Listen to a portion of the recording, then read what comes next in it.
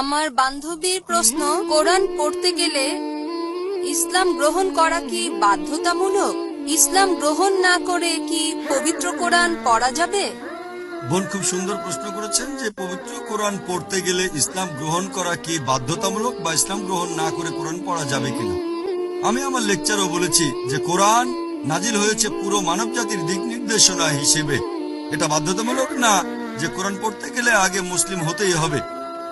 তবে ইনশাআল্লাহ যদি কোরআন পড়েন মন খোলা রেখে আর নিরপেক্ষ ভাবে মুক্ত চিন্তা নিয়ে ইনশাআল্লাহ ইনশাআল্লাহ কোরআন পড়ার পরে ইনশাআল্লাহ ইসলাম গ্রহণ করবেন।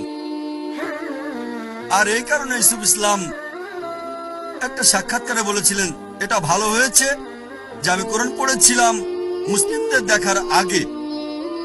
তিনি পবিত্র কোরআন পড়ে ইসলাম গ্রহণ করেন। কোরআন পড়ার আগে মুসলিমদের দেখলে হয়তো ইসলাম গ্রহণ তিনি করতেন না। তাহলে কোরআন হচ্ছে সবচেয়ে সেরা দৃষ্টান্ত।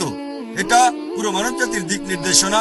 আর আপনার বান্ধবী অবশ্যই পবিত্র কোরআনের অনুবাদ পড়তে পারেন যে ভাষায় তিনি সবচেয়ে ভালো বোঝেন সে ভাষাটা।